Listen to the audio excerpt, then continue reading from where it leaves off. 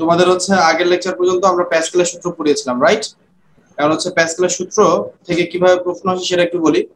তোমাকে বলবে F1/F2 equals to আমরা কি জানি A1/A2। উল্টো ভাবে কথায় আসো, তোমাকে একটা পিস্টন দিল, হ্যাঁ, একটা ছোট পিস্টন আর একটা ভোটকা পিস্টন। তো এই ছোট পিস্টন থেকে ভোটকা পিস্টন, ধরো এটা যদি A1 ইকুয়ালস যদি A হয়, তাহলে A2 হচ্ছে আমার 10A, মানে 10 গুণ। কত গুণ? তাহলে বোঝা যাচ্ছে, তাহলে F1 যদি F হয় তাহলে F2 হবে হচ্ছে 10F। কত F?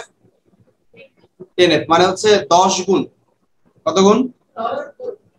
পরে আসো। এখন আমাকে এইভাবে F1 ও দিল, A1 ও দিল, F2 ও দিল, A2 ও দিল, বললো প্যাসকেলের সূত্রকে মানে কিনা। কি বলছে? প্যাসকেলের সূত্রের মুদ্রা কথা হচ্ছে সব জায়গায় চাপ সমান। সব জায়গায় কি সমান?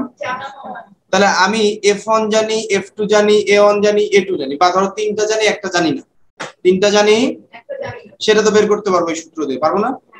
তারপর আমরা দেখবো এই প্রথম পিস্টন, এটার নাম দিলাম প্রথম পিস্টন। কি পিস্টন? প্রথম পিস্টন। প্রথম পিস্টনে ধরলাম হচ্ছে চাপ P1। কি ধরলাম? চাপ F1/A1। তাহলে F1 এর মান দিলে, A1 এর মান দিলে আমি কি P1 এর মান পাবো নাকি পাবো না? পাবো। তাহলে P2 কি হবে? F2/A2। F2 এর মান দিলে, A2 এর মান দিলে যদি দেখি P2 এর মানও স্টারই আসছে। কি আসছে? অর্থাৎ P1 যা P2 তা। এই কথার মানে কি?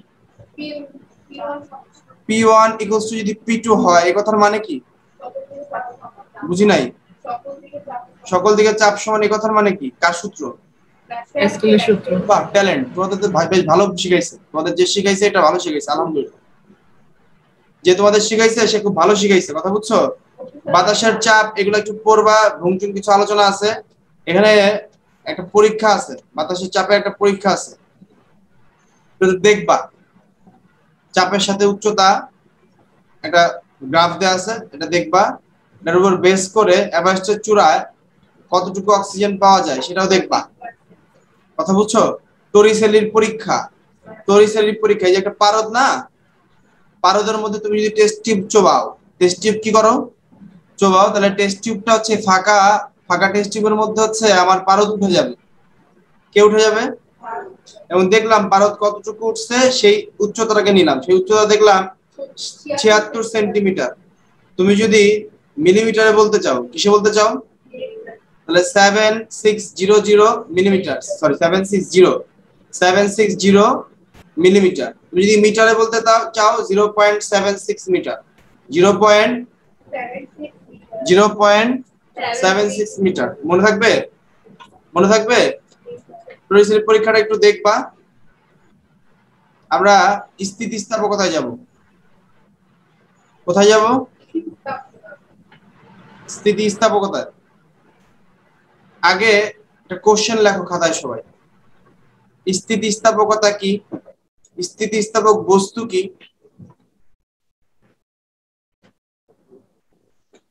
স্থিতিস্থাপক বস্তু কি? স্থিতিস্থাপক সীমা কি? স্থিতিস্থাপক সীমা কি? ম্যাজিক দেখাই, এটা একটা রাবার। গিট্টু লাগে গেছে না? লাগছে? এই গিট্টুটা কি খুলে ফেলতে পারছি? এটা সবাই পারে। দেখছো? হাততালি দাও, ম্যাজিক দিয়ে দিলাম। এটা আমরা পারি ভাই, আমরা হাত থাকি। এটা যেটা পারি না সেটা দেখান, তাহলে হাততালি। এই দেখো, এটা একটা বস্তু, নাম কি? রাবার। নাম কি?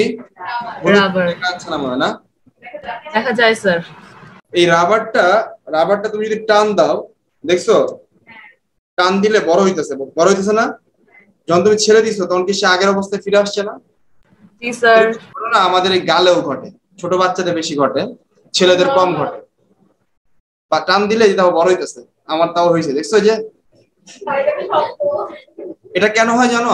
আমার এখানে এক ধরনের আবরণ টিস্যু আছে এবং তার মধ্যে কিছু প্রোটিন আছে। প্রোটিনের নাম হচ্ছে ইলাস্টিন প্রোটিন। নাম কি?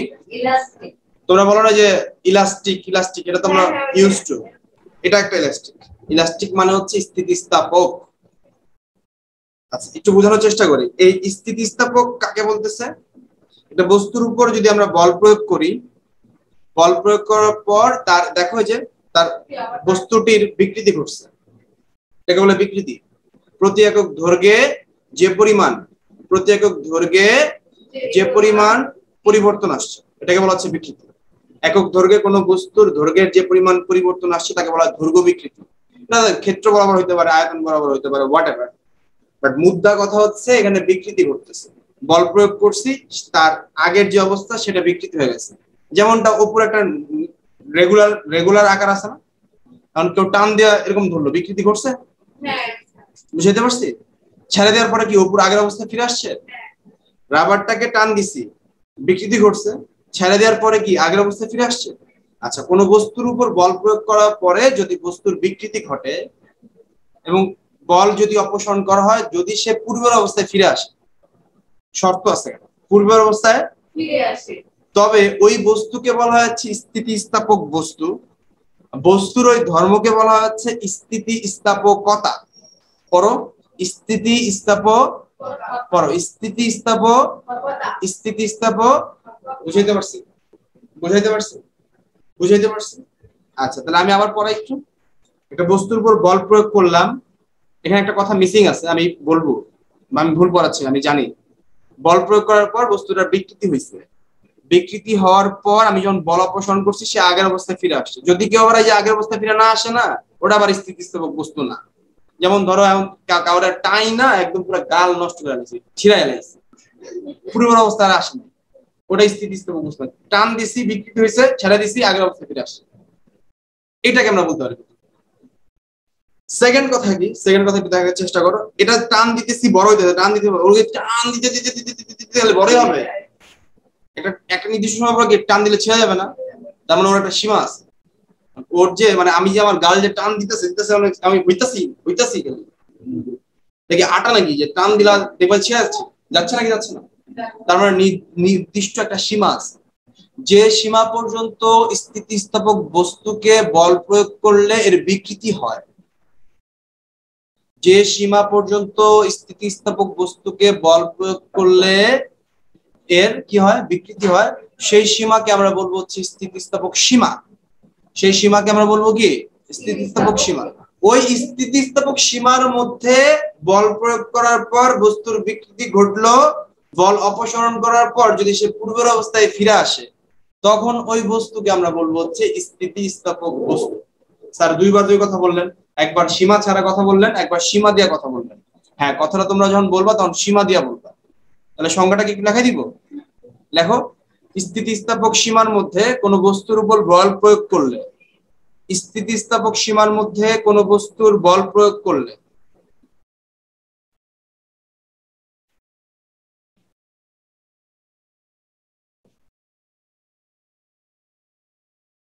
স্থিতিস্থাপক সীমার মধ্যে কোনো বস্তু বল প্রয়োগ করলে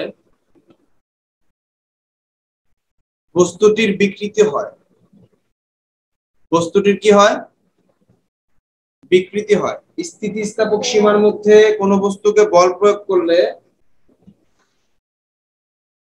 বস্তুটির বিকৃতি হয়। লিখছো? বল অপসারণ করলে যদি বস্তুটি পূর্বের অবস্থায় ফিরে আসে, বল অপসারণ করলে বস্তুটি যদি পূর্বের অবস্থায় ফিরে আসে,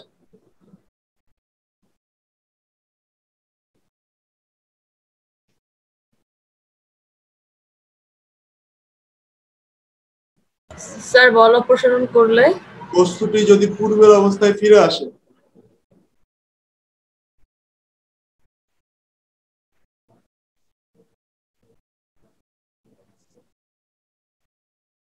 তবে ওই বস্তুকে বলা হয় স্থিতিস্থাপক বস্তু।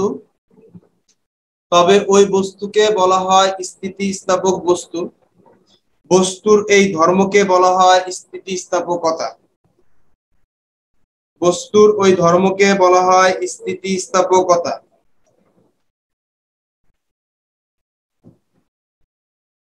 বস্তুর ওই ধর্মকে বলা হয় স্থিতিস্থাপকতা।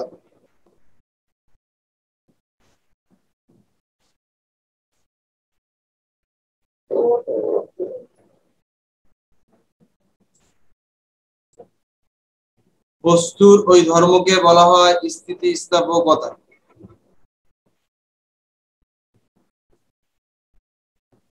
লিখছি? তাহলে পড়ো, স্থিতিস্থাপক সীমার মধ্যে কোনো বস্তুর উপর বল প্রয়োগ করা হলে বস্তুটির বিকৃতি হয়। বল অপসারণ করলে যদি বস্তুটি পূর্বের অবস্থায় ফিরে আসে, মানে পূর্বের আকৃতিতে ফিরে আসে, তাহলে ওই বস্তুকে বলা হয়েছে স্থিতিস্থাপক বস্তু, আর বস্তুর ওই ধর্মকে বলা হবে হচ্ছে স্থিতিস্থাপকতা। স্থিতিস্থাপক। এখন যদি তোমাকে বলে স্থিতিস্থাপক সীমা কি, তুমি বলবা যে সীমা পর্যন্ত স্থিতিস্থাপক বস্তুর উপর বল প্রয়োগ করলে তার বিকৃতি হয় এবং বল অপসারণ করলে সে পূর্ব অবস্থায় ফিরে আসে, সেই সীমাকে বলা হবে স্থিতিস্থাপক সীমা। স্থিতিস্থাপক সীমার উপরে যদি আমরা বল প্রয়োগ করি তাহলে বস্তুটি ছিঁড়ে যাবে। যেমন আমার গাল টানতে টানতে টানতে টানতে টানতে ছিঁড়ে গেল। হ্যাঁ, আমরা তো পাগলে কামড় দিচ্ছি। বুঝছো ঘটনা কি? বুঝছো? এই সবাই কি বুঝছো? জি স্যার। এইটুক তোমরা একটু করলে কে পড়াতে পারবা? বলো, ইনস্ট্যান্ট পড়া দিতে পারবা? বলো বলো নাফিসা বলো। স্থিতিস্থাপক সীমার মধ্যে কোনো বস্তু বল প্রয়োগ করলে বস্তুটির বিকৃতি হয়। বল অপসারণ করলে বস্তুটি যদি পূর্বের অবস্থায় ফিরে আসে তবে ওই বস্তুকে বলা হয় স্থিতিস্থাপক বস্তু, আর বস্তুর ওই ধর্মকে বলা হয় স্থিতিস্থাপকতা। Thank you so much. এখন কথা হচ্ছে যে স্থিতিস্থাপকতা আমরা পড়লাম, কিন্তু তার আগে একটু বলা দরকার যে বিকৃতি বিষয়টাকে। এই কথা বলা যাবে না, রেকর্ড হচ্ছে। আমি একটু বলতে চাচ্ছিলাম যে বিকৃতি বিষয়টা কি, তোমরা কি জানতে চাও? তোমরা কি জানতে চাও? জি স্যার। জি স্যার। জি স্যার। বিকৃতি বিষয়টা সম্পর্কে যদি তুমি আরো ক্রিস্টাল ক্লিয়ার গাণিতিক ব্যাখ্যা জানতে চাও তাহলে তুমি এই সংখ্যাটা পড়তে পারো। বাইরে থেকে বল প্রয়োগ করলে পথের আকার বা দৈর্ঘ্যের যে আপেক্ষিক পরিবর্তন হয়, এই আপেক্ষিক পরিবর্তন কথাটার মানে কি বুঝো? ধরো আমার ছিল হচ্ছে এল নট, এটা হচ্ছে আমার দৈর্ঘ্য, বুঝছো? দৈর্ঘ্য এল নট, আদি দৈর্ঘ্য এল নট। আচ্ছা, না এল নট। এখন বল প্রয়োগ করার পর দৈর্ঘ্যটা হচ্ছে এতটুকু হয়েছে, মানে আগে ছিল এতটুকু, এই যে এতটুকু বাড়ছে। তাহলে এই পুরো দৈর্ঘ্যটাকে বললাম হচ্ছে এল। তোমরা কেউ কি বলতে পারবা বাড়ছে কতটুকু? No no, L minus L nought, L minus. তাহলে একটু লক্ষ্য করো, এল নট থেকে বৃদ্ধি পেয়েছে এল, এল মাইনাস এল নট। তাহলে একক দৈর্ঘ্যে বৃদ্ধি পেয়েছে এল বাই, এই যে এটা না, L minus L nought divided by L nought. এটাকে বলা হচ্ছে বিকৃতি। ওই জন্য বলতেছে বাইরে থেকে বল প্রয়োগ করার পর পদার্থের আকার বা দৈর্ঘ্যের যে আপেক্ষিক পরিবর্তন হয়, তোমরা এটা এইভাবে না পড়ে পড়বা হচ্ছে প্রতি একক দৈর্ঘ্যে যে পরিমাণ দৈর্ঘ্যের বৃদ্ধি হয়, প্রতি একক দৈর্ঘ্যে যে পরিমাণ দৈর্ঘ্যে বৃদ্ধি হয়, প্রতি একক দৈর্ঘ্যে যে পরিমাণ দৈর্ঘ্যে বৃদ্ধি হয় তাকে বলা হচ্ছে বিকৃতি। একটু বলা উচিত এল নট কি? এল নট হচ্ছে আদি দৈর্ঘ্য। এল নট হচ্ছে কি? আদি দৈর্ঘ্য। আর এল হচ্ছে কি? এল হচ্ছে বল প্রয়োগ করার পর দৈর্ঘ্য, অর্থাৎ শেষ দৈর্ঘ্য। আর এল নট মাইনাস এল কি, সরি এল মাইনাস এল নট এটা কি? এল মাইনাস এল নট হচ্ছে দৈর্ঘ্যের বৃদ্ধি। কার বৃদ্ধি? দৈর্ঘ্যের বৃদ্ধি। পরমার সাথে কার বৃদ্ধি? দৈর্ঘ্যের বৃদ্ধি। আর L minus L nought divided by L nought, এটা হচ্ছে প্রতি একক দৈর্ঘ্যে, প্রতি একক দৈর্ঘ্যে, প্রতি একক দৈর্ঘ্যে দৈর্ঘ্যের বৃদ্ধি, প্রতি একক দৈর্ঘ্যে দৈর্ঘ্যের বৃদ্ধি, প্রতি একক দৈর্ঘ্যে দৈর্ঘ্য বৃদ্ধি। মনে থাকবে? মনে থাকবে? এটাকে আমরা কি বলবো? বিকৃতি। কি বলবো? বিকৃতি। তোমার কাছে কি মনে হচ্ছে বিকৃতি কিভাবে হচ্ছে? আগে বল প্রয়োগ করছি, তারপরে বিকৃতি হচ্ছে, তাই না? বল প্রয়োগ করছি, বিকৃতি হচ্ছে। আচ্ছা, পরে আসো। পীড়ন সম্পর্কে তোমাদের একটু জানাই। পীড়নের বাংলা হচ্ছে ব্যথা, ভালো বাংলা হচ্ছে কি? ব্যথা। তো বস্তু তো জড় বস্তু নিয়ে পদার্থবিজ্ঞান আলোচনা করে, জানো তো? এটা জড় বস্তু নিয়ে কি করে পদার্থবিজ্ঞান। তোমার কাছে মনে হতে পারে ওরা আবার ব্যথা আসলো কোত্থেকে, এই জন্য ওয়ার্ডটা ব্যথা দেয় নাই, ব্যথা দিচ্ছে ওয়ার্ডটা দিচ্ছে পীড়ন। কেন পীড়ন দিচ্ছে একটু বোঝার চেষ্টা করো। তুমি যে প্রতি একক ক্ষেত্রফলের উপর বিকৃতির কারণে পদার্থের ভিতরে যে বল তৈরি হয় সেটাই হচ্ছে পীড়ন। এই সংজ্ঞাটা আমার কাছে খুব বেশি পছন্দের না। সংজ্ঞাটা হওয়া উচিত হচ্ছে আসলে এরকম যে প্রতি একক দৈর্ঘ্যে প্রযুক্ত বলকে আমরা বলি কি চাপ। কি বলি? চাপ। চাপ তুমি যদি এক বাক্যে বলতে চাও, একক ক্ষেত্রফলের উপর লম্বভাবে প্রযুক্ত বল। একক ক্ষেত্রফলের উপর লম্বভাবে প্রযুক্ত বলের মান, এটা চাপ। তার মানে বোঝা যাচ্ছে চাপ হচ্ছে বেসিক্যালি একটা বল। তাহলে এই যে আমার যে রাবারের উপর হচ্ছে আমি বল প্রয়োগ করলাম, তাহলে রাবারের প্রতি একক ক্ষেত্রফলের উপর প্রযুক্ত বলকে কি আমি বলতে পারি না চাপ? এই চাপটাকে আমি দিচ্ছি তাকে। বুঝো, একটু ভালো করে বুঝো, একটু ভালো করে বুঝো। আমি উদাহরণটা দিয়ে বুঝাই, একটু আমারে বড় করি, মানে আমারে বোঝানো। এই যে রাবারটা দেখতে পাচ্ছ, তোমরা একটু খেয়াল করছো? জি তোমরা স্যার। সবাই কি খেয়াল করছো? জি স্যার। এই যে রাবার, এই রাবারের উপর আমি প্রতি একক ক্ষেত্রফলের উপর লম্বভাবে বল প্রযুক্ত করলাম। লম্বভাবে এটাকে বলতেছি আমি চাপ, যে চাপটা আমি রাবারকে দিয়েছি। রাবার চাইবে কি, তুমি নিউটনের থার্ড ল পড়ছো না? Every action has it opposite equal reaction. আমি যদি ওর এদিক দিয়ে বল দেই, ও চাইবে কি? ও চাইবে কি বলো? তার বিরুদ্ধে একটা বল দিতে। তাহলে আমি প্রতি একক ক্ষেত্রফলের উপর যে বল দিচ্ছি, ও আবার প্রতি একক ক্ষেত্রফলের উপর বাধাদানকারী বল দিয়ে নিজেকে পূর্বের জায়গায় ফিরে নিতে চাচ্ছে। বুঝো না? আমি আমার গালের উপর প্রতি একক ক্ষেত্রফল লম্বভাবে এবার টান দিছি, এটা হচ্ছে চাপ। আমার গাল আবার চাইতেছে আমার প্রতি একক ক্ষেত্রফলের উপর লম্বভাবে প্রযুক্ত বলের বিরুদ্ধে চাপ প্রয়োগ করে পূর্বের অবস্থায় ফিরে আসতে। এই টানাটানির জন্যই তো আমি ব্যথা পাচ্ছি। আমার সেন্সর নার্ভ আমি রাইট? বুঝাইতে পারছি? ওইটাকেই বলতেছে পীড়ন। তার মানে পীড়ন হচ্ছে, আমার কাছে যদি বুঝতে চাও, আমি বলবো বাধা দানকারী চাপ। যে চাপটা আমি দিছি, এই চাপের বিরুদ্ধে বাধা দানকারী চাপ, আমি এটা বুঝি। আমার বিদ্যা বুদ্ধি এটা বুঝি। তাহলে আমি সংজ্ঞা দিব কিভাবে? বলবো প্রতি একক ক্ষেত্রফলের উপর লম্বভাবে প্রযুক্ত বলের বিরুদ্ধে, প্রতি একক ক্ষেত্রফলের উপর বিকৃতির কারণে প্রযুক্ত বলের বিরুদ্ধে যে বল ক্রিয়া করে তাকে বলা হচ্ছে পীড়ন। পীড়নকে বলা হয় F/A। পীড়নকে বলা হয় কি? বলো, পীড়নকে বলা হয় কি? F/A বলো না, পাইতা না। তাহলে পীড়ন ইকুয়ালস কি বলবো? F/A। তুমি এটা মনে রাখো, পীড়ন কিন্তু চাপ, প্রতি একক ক্ষেত্রফলের উপর বাধাদানকারী বলের মান হচ্ছে। পীড়নের সংজ্ঞাটা আরেকবার বলা যাবে? বুঝি নাই? প্রতি একক ক্ষেত্রফলের উপর লম্বভাবে প্রযুক্ত বাধাদানকারী বল বা বিকৃতির কারণে পদার্থের মধ্যে যে বলের সৃষ্টি হয় তাকে বলা হচ্ছে পীড়ন। এই যে লেখা আছে, আমি বলবো কেন?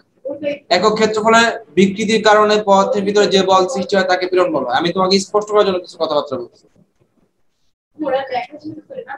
আচ্ছা, এবার হুকের সূত্রে আসো। হুক হচ্ছেন একজন সায়েন্টিস্ট, বিজ্ঞানী। উনি হচ্ছে কিছু কথাবার্তা বলছেন। উনি বলছেন পীড়ন বিকৃতির সমানুপাতিক, বাট এই ওয়ার্ডটা আমি ফিল করতে পারি না। অনেস্টলি স্পিকিং, যখন কেউ আমাকে বলে যে পীড়ন হচ্ছে বিকৃতির সমানুপাতিক, এই কথা মানে কি কথা হচ্ছে? কিসে স্ট্রেঞ্জ?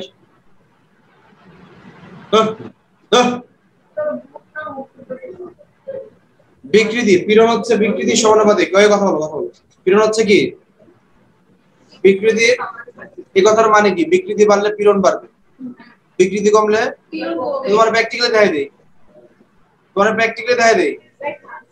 তো ছেলেদের কাছে হলে একটা ছেলের গাল টেনে দিলে ভালো হইতো, আমি আমারটা দেই। ধরো আমি হালকা একটু বল প্রয়োগ করলাম, অল্প একটু বিকৃতি হইলো, আরো বল বাড়াই দিছি, তাহলে বিকৃতি বাড়ছে। বিকৃতি বাড়াতে কি ব্যথা বাড়ছে নাকি কমছে? তাহলে ব্যথা ডিপেন্ড অন বিকৃতি, মানে পীড়ন ডিপেন্ড অন বিকৃতি, ডিপেন্ড অন যে বলটা প্রযুক্ত করা হবে। এটা কি ঢুকছে মাথায় সবার? বুঝা পড়ো, এই চ্যাপ্টারটা আসলে একটু বুঝা পড়ার জিনিস। আমি বল প্রয়োগ করছি তাই তো বিকৃতি হয়েছে। বিকৃতি ঠিক করার জন্য হচ্ছে আমার গাল চাইছে কি আবার আগের অবস্থায় ফিরে যেতে। বুঝো নাই? আগের অবস্থায় ফিরে যেতে গেলে কি সে পীড়ন দিছে।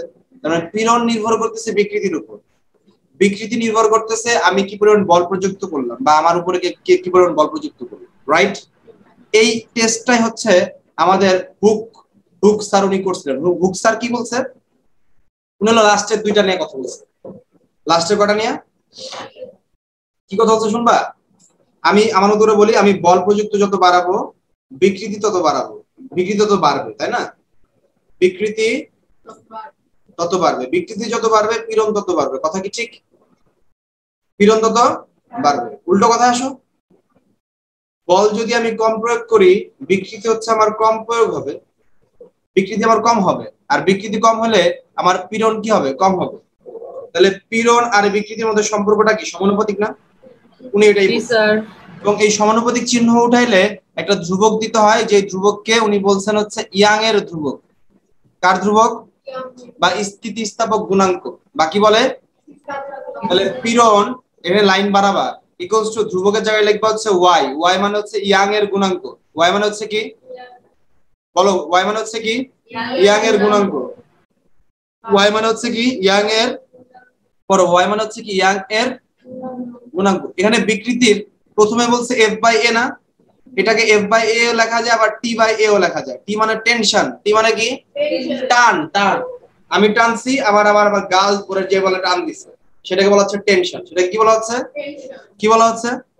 কথা বলো, কি বলা হচ্ছে? টেনশন। পীড়ন equals to F by A. F by কথা কি বুঝছো? কথা কি বুঝছো? তাহলে ওয়াই ইকুয়ালস টু কি লেখা যায় দেখো তো? পীড়ন, তাই না, ইকুয়ালস টু ওয়াই ইনটু বিকৃতি লিখলাম। তাহলে ওয়াই পক্ষান্তর করো, ওয়াই ইনটু বিকৃতি ক্রস পীড়ন, আম সরি, ইকুয়ালস টু পীড়ন। বা বলা যায় ওয়াই ইকুয়ালস টু পীড়ন অ্যাডভান্স যাও কে বিকৃতি। তাহলে তোমাকে যদি কেউ সংজ্ঞা দিতে বলে স্থিতিস্থাপক গুণাঙ্ক বা ইয়াং এর গুণাঙ্কের সংজ্ঞা দাও, তুমি বলবা কোন বস্তুর পীড়ন এবং বিকৃতির অনুপাতকে বলা হয় ইয়াং এর গুণাঙ্ক। পড়ো, কোন বস্তুর পীড়ন এবং স্থিতিস্থাপক বস্তুর পীড়ন এবং বিকৃতির অনুপাতকে বলা হয় ইয়াং এর গুণাঙ্ক বা স্থিতিস্থাপক ধ্রুবক। এই স্থিতিস্থাপক ধ্রুবকের একক আছে, কি আছে? একক হচ্ছে newton per metre square. Newton per, বইতে লেখো না, লেখা থাকে, লেখা আছে। চাপের একক তো নিউটন পার মিটার স্কয়ার। আমার ওজন যেটা মাপে তোমার ওজন তো সেই একই করে মাপে, সমস্যা কি? পীড়ন, পীড়নকে আমরা কি লিখছি? T by A. কি লিখছি? বিকৃতিকে কি লিখছি? L minus L nought divided by L nought. তাহলে ওয়াই ইকুয়ালস টু, এই সমীকরণটা একটু সবাই লেখো, সবাই বইতে লেখো, এটা লেখা আছে, সরি লেখা আছে, এই লেখা আছে। ইয়াং মডুলাস বলে, তোমরা পারবা লিখতে, পারবা না? এখান থেকে Y equals to T by A L minus L nought divide by L nought, পারবা না? এটা দিয়ে দিচ্ছে, এই যেখানে দিয়ে দিচ্ছে দেখছো, এল নট এর মান দিয়ে দিচ্ছে, দিছে না? অবজেক্টিভ আসতে পারে, অবজেক্টিভ আসতে পারে।